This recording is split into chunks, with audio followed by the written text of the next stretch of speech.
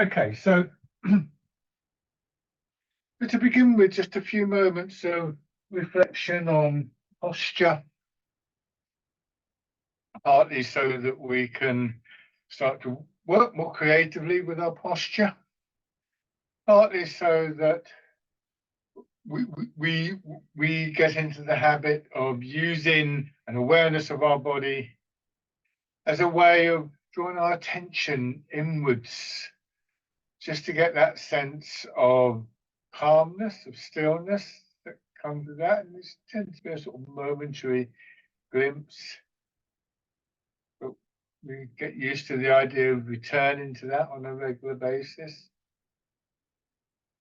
And because that awareness is one of the things that really helps us to work with posture. So mind and body very much integrated in this. It's not a one-way street. We're not trying to force our body into a particular shape. We're trying to cultivate a posture. It's not mind over matter, but rather working in that area where it feels as though mind and body overlap, and the very idea that there's a separate mind to a separate body sort of dissolves away. So you want to have your feet hip width apart. And hip width can be measured. You've got a little bit of freedom there, whether you're measuring it from the inside of the foot or the middle or the outside. What you don't want is your feet too close together, because you'll get a bit wobbly, too wide apart, because then your posture will start to go out. Your legs will get tired. We do occasionally use a wider posture, but for most of the exercises, we're in what's referred to sometimes as the Wu Chi start, or you could think of Wu Chi meaning original, primal. Toes are pointing forwards, or maybe with just a slight angle outwards. And from the side, I exaggerate a little bit. My weight goes forwards. Give me a slight feeling of being pulled forwards, neutralized by just allowing my hips to drop back. And again, this is all very exaggerated. Normally, you probably wouldn't see it unless you were looking really close. It would just be a slight nudge forwards, releasing in hips and knees. But it's a slight curve in your knees, but you wouldn't go so far as to say knees at this point are bending. And this will have the effect of dropping your center of gravity.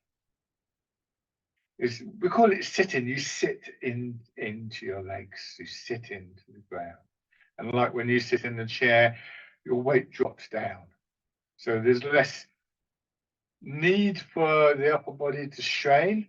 Doesn't mean that the straining will just automatically, miraculously disappear, but you've taken away one of the major factors that causes the strain, which is the sense that our posture's out and our body's always trying to correct itself. If you've ever had the experience of sort of standing sideways on a slope, maybe going maybe on a hill, and you're looking across, and you're slightly and angled over, it can be uncomfortable because your body's constantly trying to sort of correct you. Once we've started to come more into line with the pull of gravity in this way, then we can start to feel that our back is beginning to support the front of our body. So belly, solar plexus, chest and ribs, shoulders, the weight of your head, and so on and so forth, again, are quite supported. So less need for, say, tightening your chest, pulling your belly in. And this can have an immediate effect on various metabolic processes like breathing, circulation, digestion, and of course the general sense of movement, the flow of energy in the body. And finally, as we get more used to this, we become aware that there's a strength within the body. You think of the area of the skeleton and the surrounding tissues, associated tissues. They've evolved to support us from inside. So once again, rather than this feeling that we have to constantly strain in our shoulders, our chest, our arms to keep ourselves upright, we can afford to just allow ourselves to release tightness in the the upper body, we develop a sense of confidence in that inner strength. So this is the quality of posture that we're trying to reproduce all the way through the different movements and exercises. And we might want to refer back to some of the technical elements of this, but we can also refer to the glimpses we get, the feeling, the quality of the posture overall. And then bringing your attention more to the middle of your body, between hips and waist, and just begin to turn gently in that area. And as you do, very quickly you'll realize your arms are starting to move. So with this posture, it's less likely that we're going to encounter barriers to the movement. They'll still be there. There'll still be reasons for that. But it does mean that the movement can be a little bit looser and ultimately a little bit more flowing and effective. When it comes to how we move, if I just move in my shoulders, I sort of tighten up in my back, my posture goes out. If I turn in the middle of my body, that means that my rib cage moves, of course. And if my rib cage moves, my shoulders are going to move unless I'm straining against that. And if my shoulders move, my arms move. So this first exercise functions as a very gentle aerobic warm-up, but also illustrates to us, I suppose, one of the key outcomes of the posture, which is that we get a much freer movement, a much looser movement, one that is less restrictive on our body, and again that affects the whole body and all those inner processes.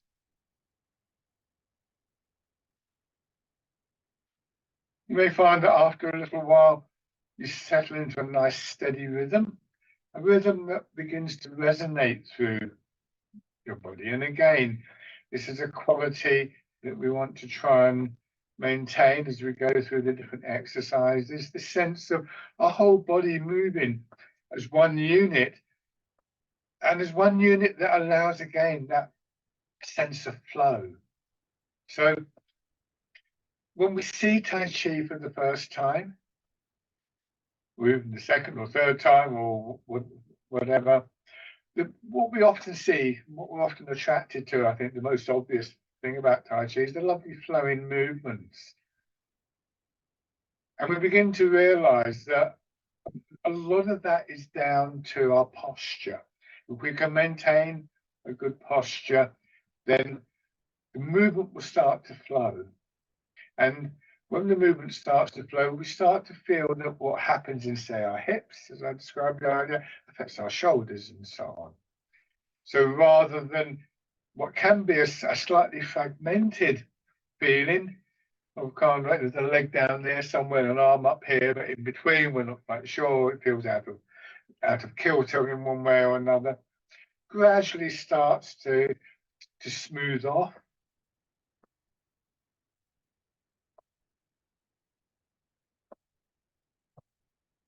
And that can impact on things like breathing and circulation, and also just creates this general sense of being a little bit more at ease in our body.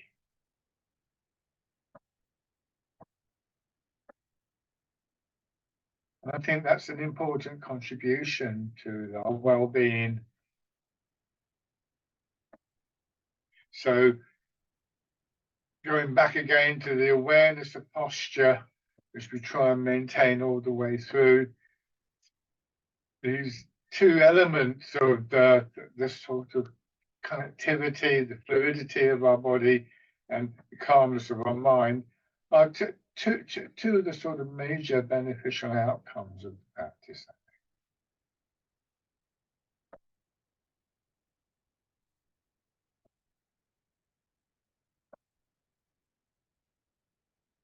Give your legs a little bit of a shake. So looking a bit more closely at the posture, but what we do, just to emphasize, this is something that we're moving towards. This changing the body from straining against the pull of gravity to allowing it to work through is quite a small change from, physically in some senses, but really is one that is quite profound on the body, and that we need to give the body time to condition to. So when we look at these movements, you might get into a good posture and think, oh, that's great, but it feels really uncomfortable because your body hasn't adjusted to it. Don't try and force yourself to stay in the posture. Just try and get a sense of, this is what I'm aiming towards. There's plenty of time. So from the side again, I'm just going to rock my weight forwards and backwards. I'm moving from my ankles, not trying not to bend in my hips or my back. And so maintaining and I'll illustrate this, maintaining a line. Imagine the pole going from my shoulder to my hip to my ankle. You'll see that when I go forwards here, and again, I'm exaggerating slightly. Again, it goes shoulder, hip, ankle. I haven't done this or this. So we start to get a feeling as we rock forwards and backwards that our weight is movable. Where our weight falls in our body is not preset and predetermined. We can have our weight forwards in our feet, feel more pressure in the balls of your feet, back in your heels, feel more pressure, and they feel different. So the further back you go, the more likely you are to strain and stumble. Same is true going forwards.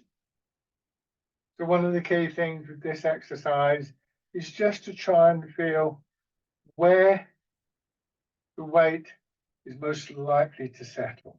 Going back to the pole, in theory, it's quite difficult, but in theory, I could find a place where it was in perfect balance between forward and backward, left and right, and just leave it there and walk away from it. In practice, it's a lot more difficult to do. But we're looking for that theoretical alignment with the pull of gravity working through our body. Another way of thinking of this would be that we actually become aware of the pull of gravity working through our body, and we use it to line up to, in the same way as you might use a ruler to draw a straight line or a plumb line to hang wallpaper. But one way or another, we just start to find a sense where we settle more.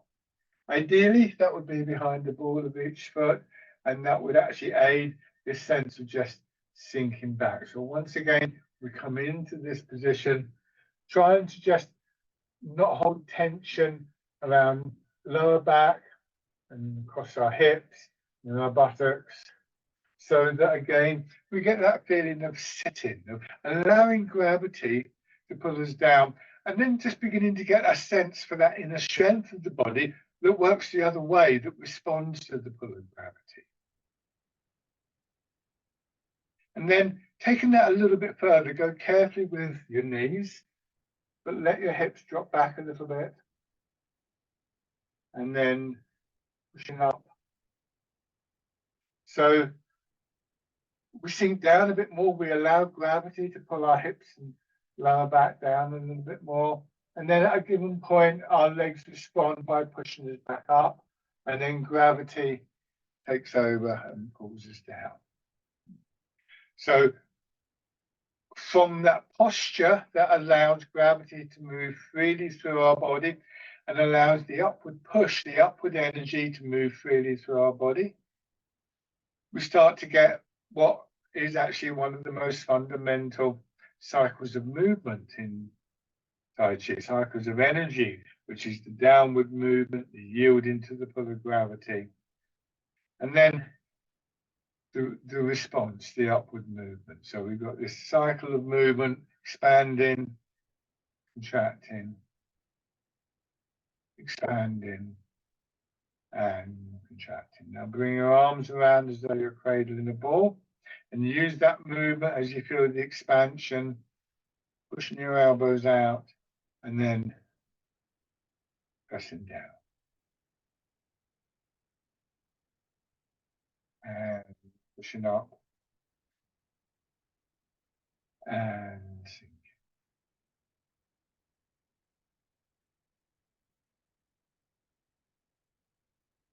easy and gently.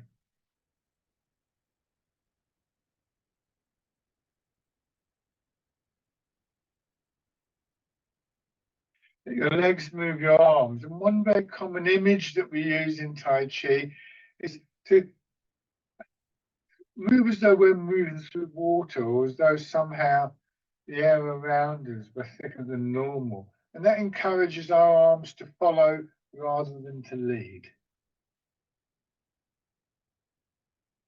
We're gradually developing this awareness of our feet and our legs and our center, which are often under-regarded, I think, by us for obvious reasons. Our hands tend to dominate our movements. And this exercise should encourage that sense of our center of gravity sinking, our rooting down. The lower your center of gravity, the deeper your center of gravity sinks, the more stable you are. And of course, in the long run, the stronger that sense of a push-up becomes.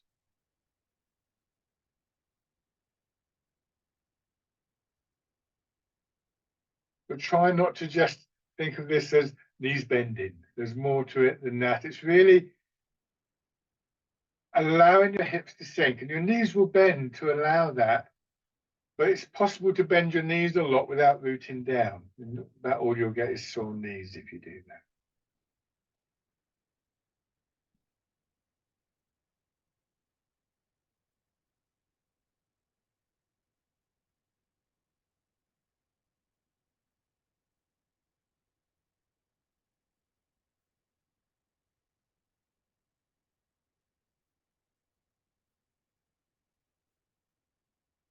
And then turning your hands out.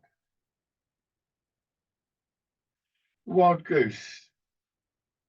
So we can use a variety of images and use that facility where images of one kind or another, memories, and so on and so forth, can actually have an impact on our body.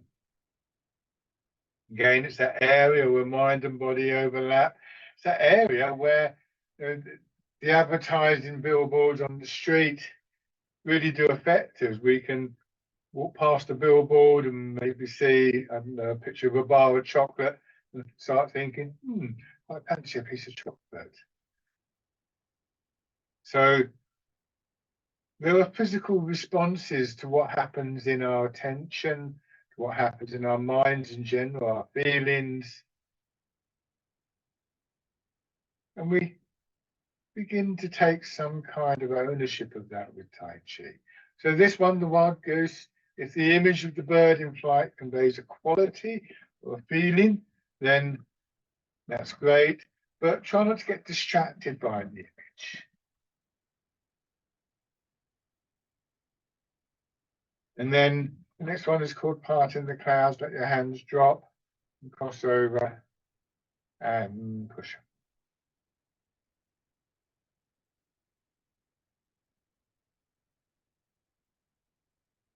This is called Part in the Clouds. Nice gentle expansion here.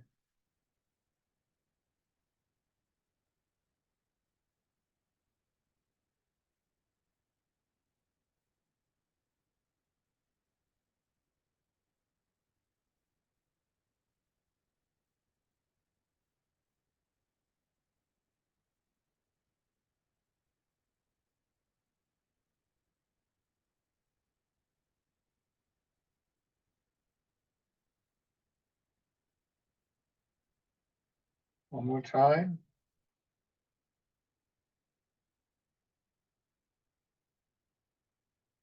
And then your hands drop down. Feel the weight of your arms hanging from your shoulders. And as you push up, let that movement, push your arm up on one side, like you're going to pluck a fruit from a tree. Wrap your fingers around and draw down. Let the hand come all the way down to its full length. Move your attention across slowly.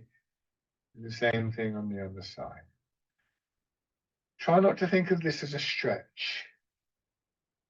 If you look carefully at what I'm doing, At the top of the movement, my elbow remains a little bit bent, so I could have moved a bit further, and that helps to stop our body locking up and retain the sense of space for movement within our body.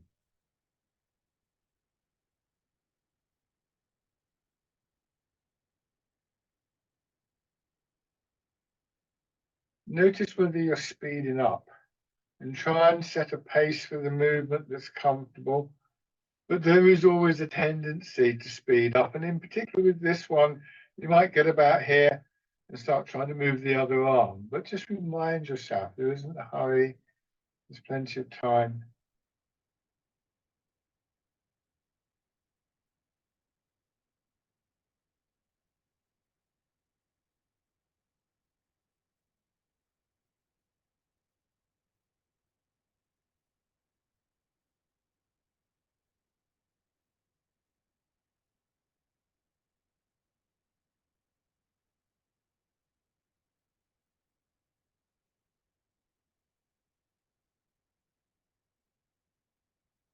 Now, your hands come down, and as you finish, bring your hands to your sides by your hips, and then push up. So you're just going to press your hands into a low ceiling and back down. If you've done this before, we're just going to do the first and last section a couple of times. Lift up again, just undrop your elbows and push out. And again, notice my elbows are hanging down. So in these exercises, we're not trying to stretch. Go back to the first one. So let's alternate in these. Stretching is something that is best done outside of movement. And since the emphasis here is on movement, then we don't want to get right out here and lock things up. We want to get that sense of the internal movement. Your body expanding and contracting. And expanding and contracting. Again, nice steady rhythm, flow in the movement. And notice whether you're inclined to speed up. This time when you push out, once again, turning in your hips, redirect your arms, and then back here. Push out the other way. If you do feel that you're speeding up, really emphasize this returning movement. Make sure you come back to here before you move on. And just again, remind yourself, this isn't a race. For once, we don't have to rush into things. And then push up and down. So 4 stages now to the movement. An upward push, and then a series of 3 sideways pushes. The first 2 combined with that turning movement in our center.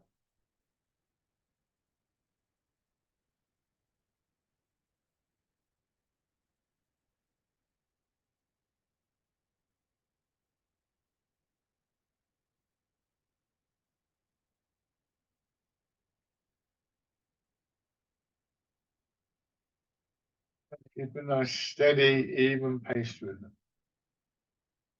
One is called pushing in 4 directions.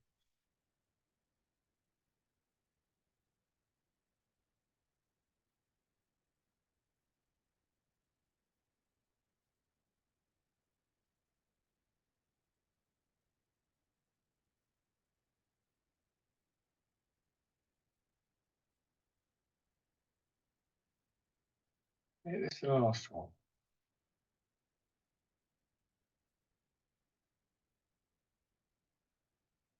Let your hands drop down. And with that next feeling of expansion, one arm being pushed out to the side, sweeping around, coming up the point, more or less in line with your nose, slightly in front of the body and down. So just tracing out a half circle. Fingers drawn back a little bit, so palm facing out as far as you're comfortable.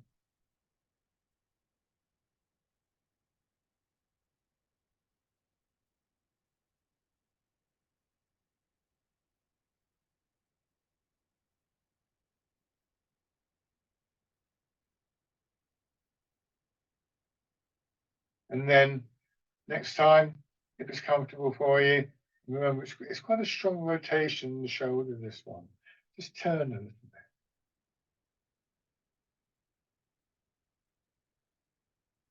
bit. And again,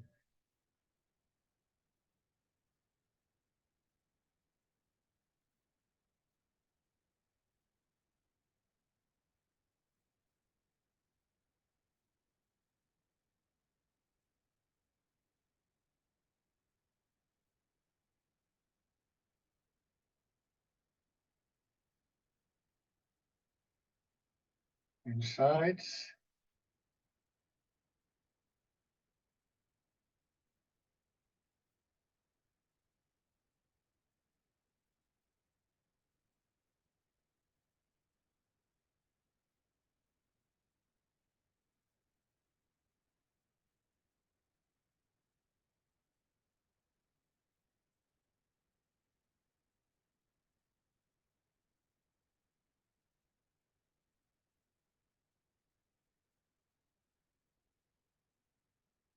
Noticing again any difference between one side of your body and another, and then to turn.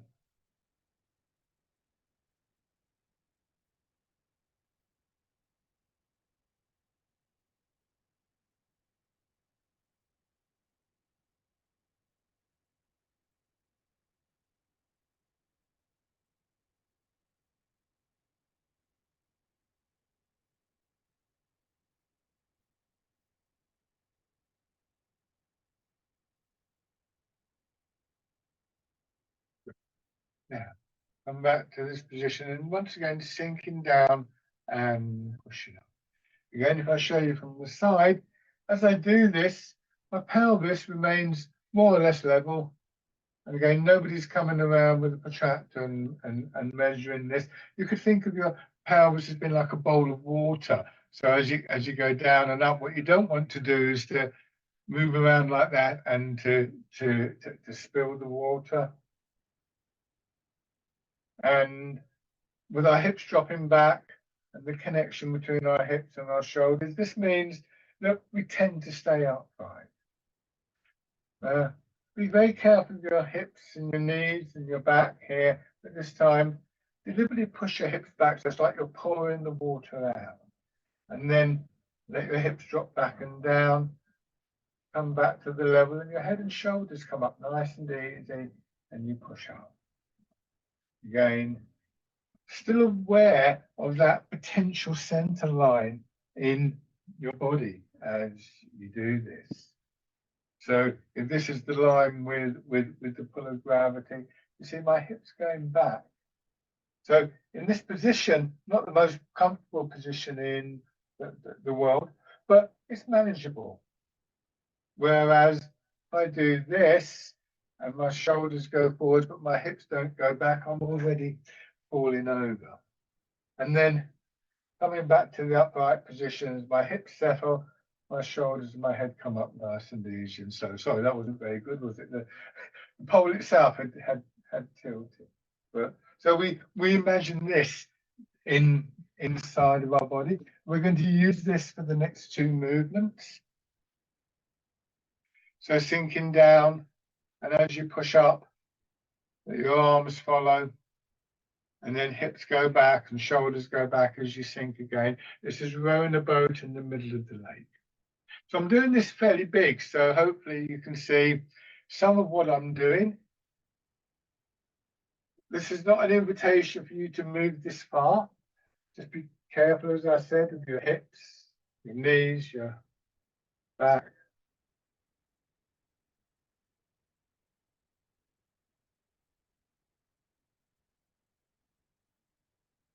Easy and gently.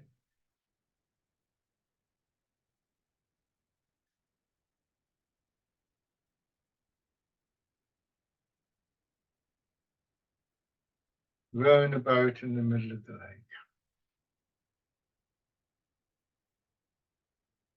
One more time. And then we combine the vertical and the horizontal rotations. Hands in front of you, turn to your left, push the hips back and your hands go forwards. Swing your hips around, your hands come across, come back to the upright and turn to the front. It's called polishing the table.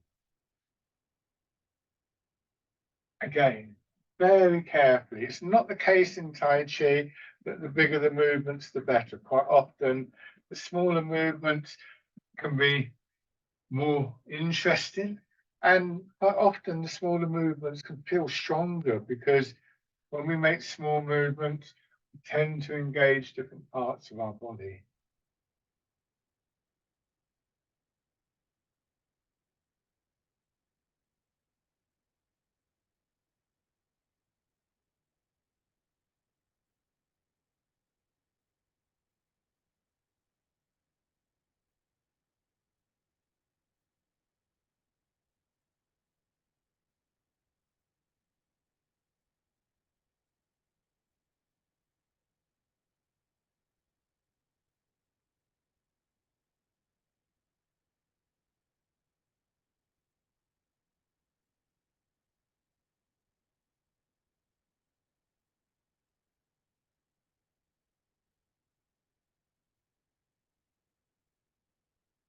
One more time.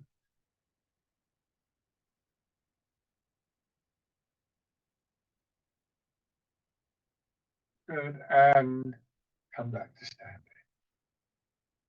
You can give your legs a little shake. Tai Chi is very strong on our legs. I don't think it's always appreciated. But when we get that sense of softening in knees, ankles, and hips, that sense of sinking down, it means that we're no longer as likely to put pressure on the different joints of our body. But at the same time, something's got to take the load of the body. So that will be initially the big thigh muscles, particularly your quadriceps, but eventually deeper than that as well. It's not just the big muscles. So you can start to feel maybe your legs just aching a little bit. If it gets too much, then rest. Now, in the parallel stance again, this time begin to move your weight across, keeping that center line straight as much as possible. So it's really quite a small movement. You're going from 50-50 to 60% in the full leg, 40 in what we would call the empty leg, and then across through 50-50 to the other side. So it's only really 10% of your weight moving.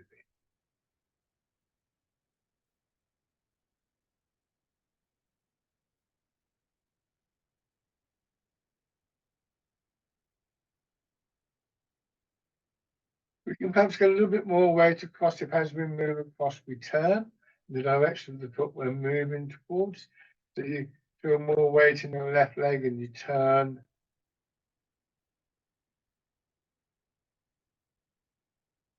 See if you can just give yourself a moment to get that sense of sinking in to the left and right sides and feeling the push. Imagine what this would be like if you were standing on a trampoline or a bouncy castle. The very act of sinking down would produce the upward movement. And another thing we can do to get a little bit more weight moving in, here I go into my left foot, I push my right knee forwards, and that means I can come across a little bit more. You can have your feet slightly turned out for this one and across. Now make sure you're not leaning. Again, I'm going to show you with the pole. This is not perfect, obviously, because this would be inside the body. But here, as I move across, I go across there and I turn, this would be inside, I turn around like a wheel moving around its axle. What I don't want to do is this and then this, because now, as you can see, I'm falling over. So we can fall back on that awareness of posture that we began to look at the start of the class, both in terms of feeling, but also in terms of technicality. You know, are our shoulders still in line with our hips, for instance? And there's a long list of technical points that we gradually become familiar with. But between those two aspects of being aware of our posture, that both of those feed into our intention. And Tai Chi and Qigong are intentional movements. And so again, we bring in quality of attentiveness, of awareness, whilst we're moving. And all that that implies in terms of the quietness, the calmness, but also just the ability to move more freely. So this is something that we very much begin to take out of the practice session with us. It's that awareness can stay with us as we walk down the road to the shops and so on. Hands in front of you, just resting in front of your hips.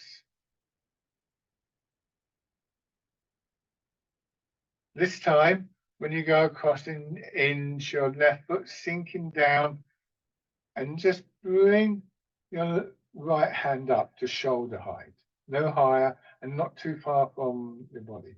Turn the hand palm down, sinking into your left leg, come across and feel how your left leg pushes you across and pushes your hand up, expanding through that side of your body once again. Turn the hand. This is hitting the ball in front of the shoulder.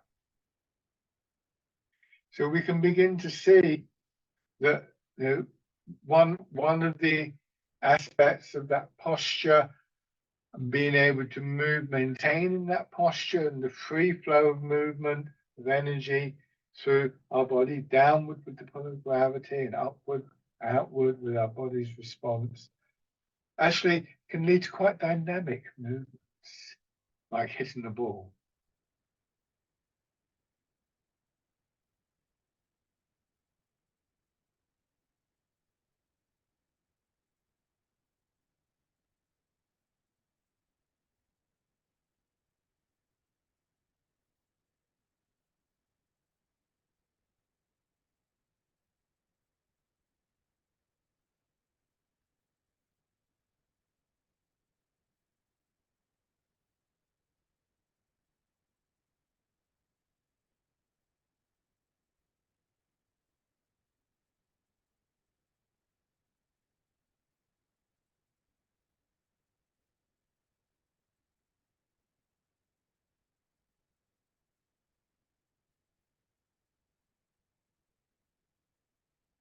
Trying to let everything flow together, the movement of your weight, the turning in your center, the expansion through your body, pushing your arm up, and the contraction, drawing your arm down, and the intention, the image of hitting the ball.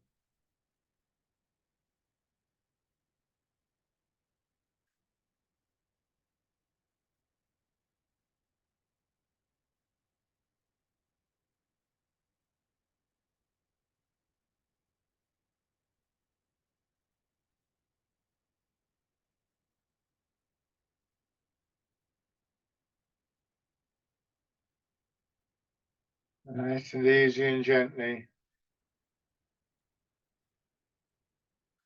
One more on each side.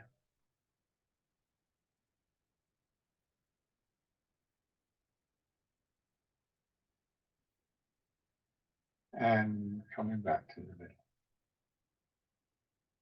Okay, give your legs a shake. I'm going to change the stance. So now, from this hip width position, imagine parallel lines going through your feet, like tram lines or train lines, and turn your left foot out and step straight forward with the right foot. Don't come across here. You can see the sort of green between my legs, the green of the background. And this means I maintain that width of step, and that helps with my stability. And then, just as we were doing last time, moving your weight from foot to foot, slightly different this time. Going forwards, you get about 60% of your weight, and it automatically settles behind the ball of your foot. Going backwards, you can get a little bit more weight because the foot is turned out, but equally it can be quite difficult because you don't want your weight to be sort of stuck in your heel. So Go nice and easy and gently. Once again, trying to keep your pelvis level. You may feel strong inclination to lean. It's not unusual. And just getting once again used to the idea that your weight can help you move. We often don't think of our weight as something that is sort of alive in that sense, but in Tai Chi we do. We encourage that.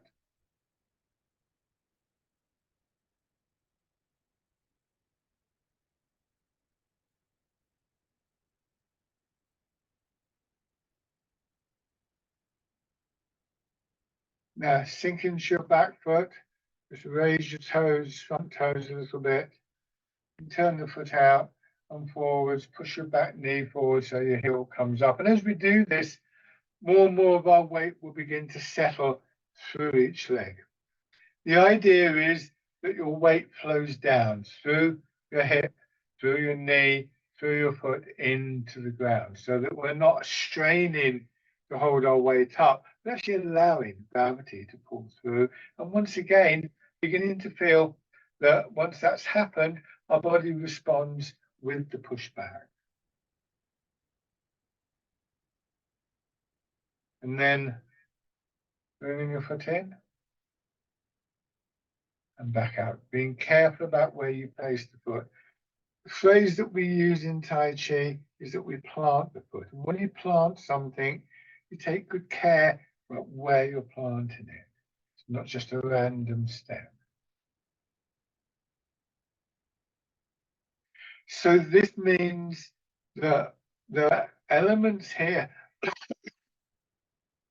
there are elements here that are important for our daily lives in terms of walking. And also, of course, that once again, we're training ourselves, practicing, maintaining a sense of awareness of what's going on in our bodies. And shake out. And on the other side, so start in the parallel stance, turn your right foot out, step straight forward with your left, and transferring the weight. So this means that potentially when we move around, whether in our houses or outside or, that sums it up, doesn't it? Then we have the potential to both work creatively with our posture, and that becomes quite an intuitive thing with Tai Chi. But also through doing that, just touching that sense of stillness and calmness every now and then. And that's tremendously helpful, I think. You know, all the little things that can stress us during the day, just walking down the shops or whatever, and our thoughts as well, thinking of something that happened years ago sometime, or something that might happen in the future, are all things that can crowd in on us. And if we can bring our attention back to our body, every now and then, we start to realize that we're not actually stuck in that mode of thinking, that there's a little bit of space that's possible. Raising your toes and heels. So this is a very simple exercise that can really help us to cultivate, again, this area where what we think of as mind and what we think of as body overlap. And when they overlap, they blend, they combine, and are mutually supportive. Stepping in, we could think of our bodies as offering a place for our attention to settle through the movements.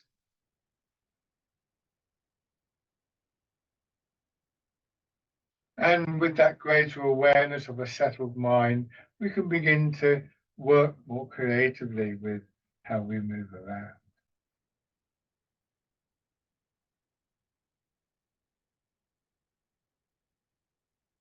Then, bring your foot in, go forwards, and step or backwards if that's where your room is. Just checking your posture here so that rather than striding forward. You're just taking a little bit of time to consider this process of walking.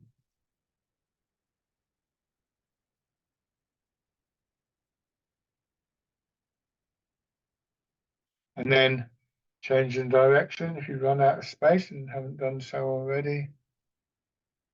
Being careful about where you plant the foot.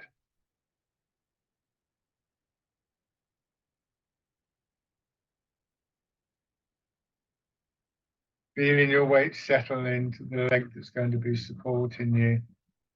Aware of whether you're in line with the pull of gravity or not. Chances are, in the transition from one foot to another, you lose that a bit. Everybody does, I think. But what we learn in Tai Chi is that it's not gone forever. You can come back and just sort of touch base. And then bring your feet parallel. And shake it. This stance, sometimes referred to as the bow stance, is one that allows for a very free flow of the transfer of the weight. And this becomes in many ways the kind of next energy, if you like. So it's almost like I go into my back leg, I sink down through the back leg. The back leg wants to push me up, but I direct it forward. My intention is to go forwards. And the same thing happened in the front leg. So now we've taken that vertical cycle of energy and we've started to redirect it horizontally. And that's going to move our arms first. So have your right foot forwards, mirror my movements. Weight in your back leg, hands on your belly, releasing in your hip and feeling yourself being pushed forwards and letting that movement push your arms up and out. And then going back. This is called pigeon spreads its wings.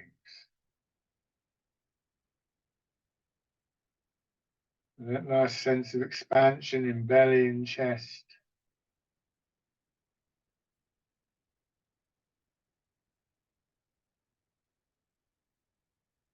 Take your time.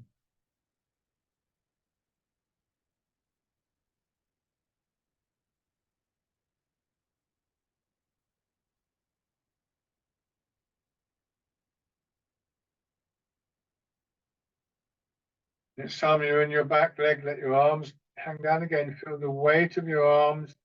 Ease forwards and let that movement swing your arms through suspicion cast and then.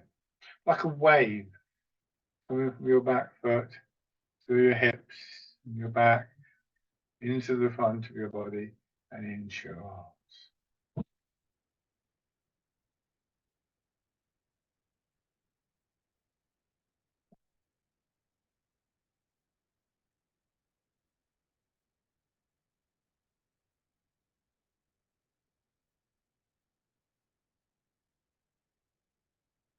And come back.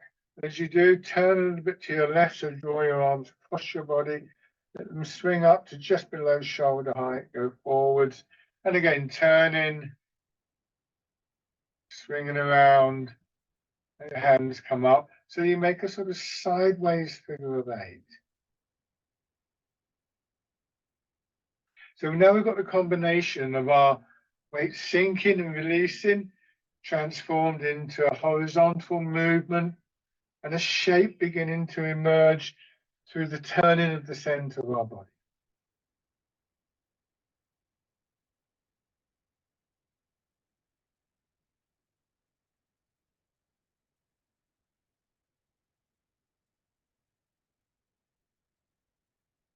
And if you're comfortable with this, again, you can just, as you go back, raise your front toes, bring your foot in, check your posture here. Step forwards, move the weight as your hands come down. Raise your back heel, bring your foot in, check your posture.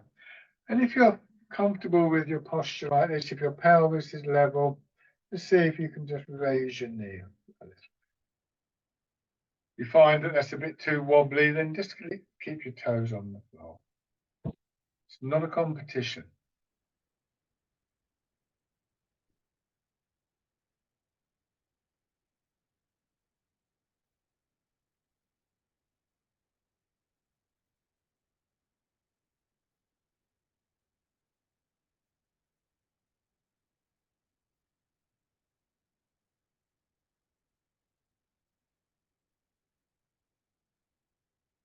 Good, and shake out. Let's try those three movements on the other side. So have your right foot forwards. Remember, hip width. And the first one, hands on your belly, weight in your back foot, pushing forwards. And again, that wave-like movement, pushing your arms up and out into pigeon strut its wings. Hands stay slightly in front of your body.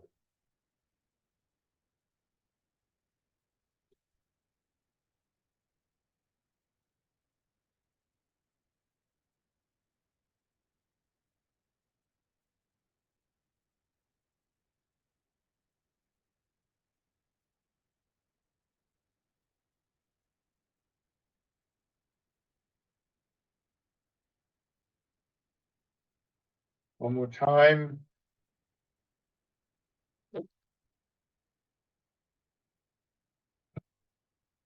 And dropping down, feeling the weight of your arms, pulling them through. Fisherman cast a net.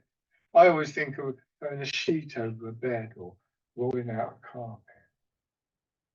I haven't thrown that many nets around.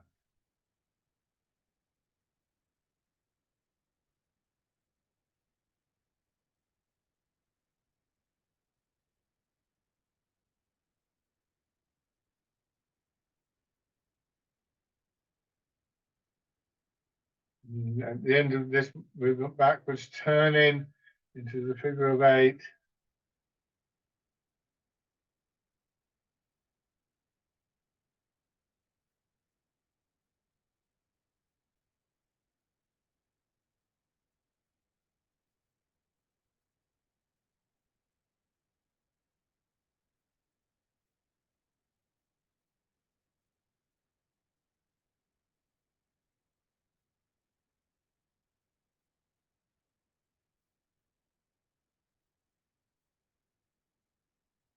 You can begin to combine that with the step in.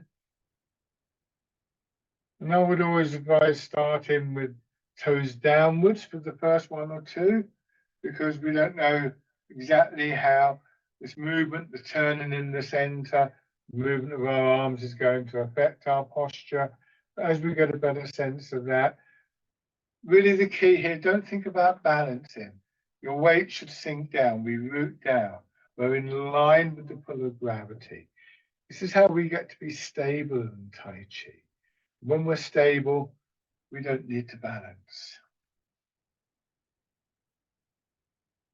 And then, once again, you can combine this with the walking, either forwards or backwards, depending where you have room. I'm going to go forwards. Plant the foot before you commit your weight.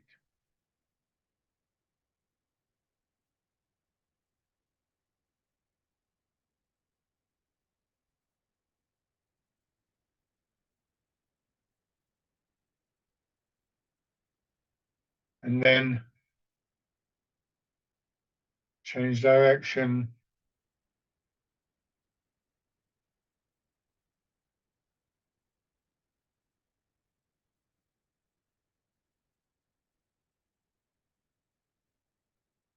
One more time. And we'll be back.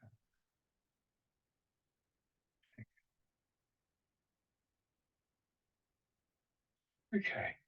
So just rubbing your hands together.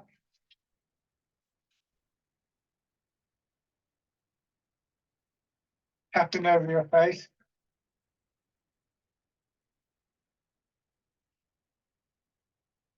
Over your head and neck.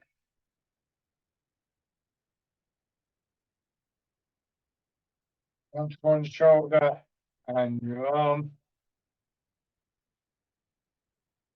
The other side. It's your back.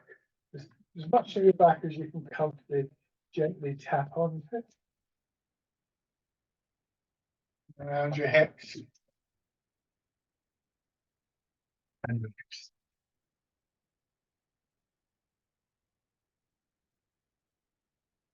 Light on your belly.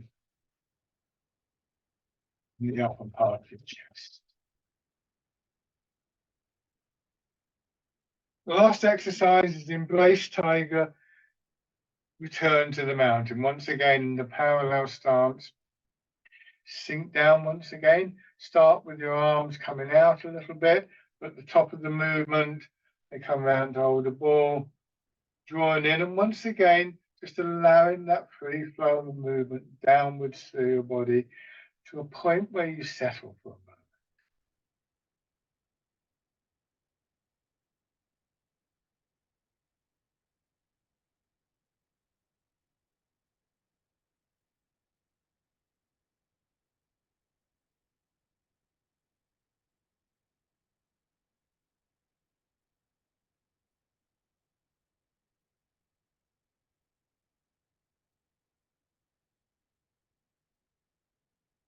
One more time.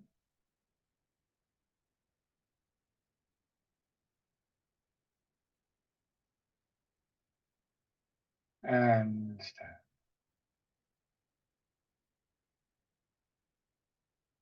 And just give yourself a few moments in this posture.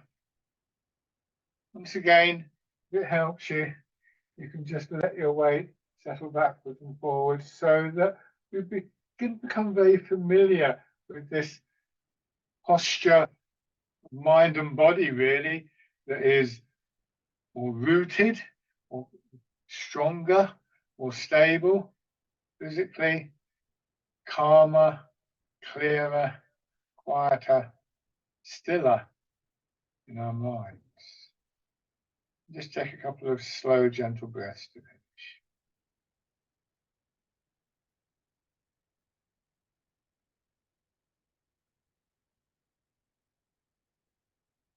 Give your legs a shake. Thank you very much for joining in, everybody. As always, if you have any questions, feel free to contact me by email. Be happy to try and answer. Bye-bye for now.